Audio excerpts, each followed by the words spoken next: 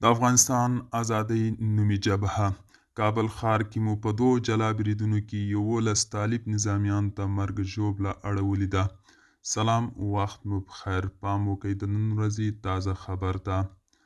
د افغانستان ازادۍ په نوم د طالبانو حکومت یوې مخالفې وسله والې جبهې ادعا کړې چې کابل ښار کې 11 طالب نظامیانو ته مرګ ژوبله اړولې ده.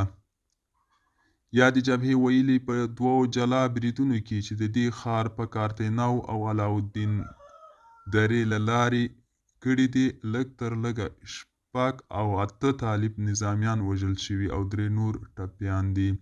بلوته د طالبانو حکومت تر اوسه په دې اړه څه نه دي ویلي.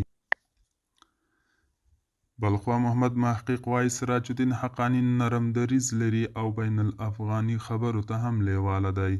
د افغانستان د اسلامي وحدت ګوند مشر وایي محمد محقق چې د طالبانو حکومت د کورنیو چارو سرپرست وزیر سراج الدین حقاني بین الافغاني خبرو ته لیواله دی. ښاغلي محقق چې د وینا په 4مه ناسته کې خبرې کولې، د حقاني تیرو کړنو ته په اشاره ویلي که نوموړی د جنګ سړی ده نو د سولې سړی هم دی. د محقق په خبره چې سراج الدین حقاني په دې اړه نرم دریځ لري. دوستانو دا و د نن ورځې چمتو کلی خبر. تر بیا هم په الله سپارم. ښې چارې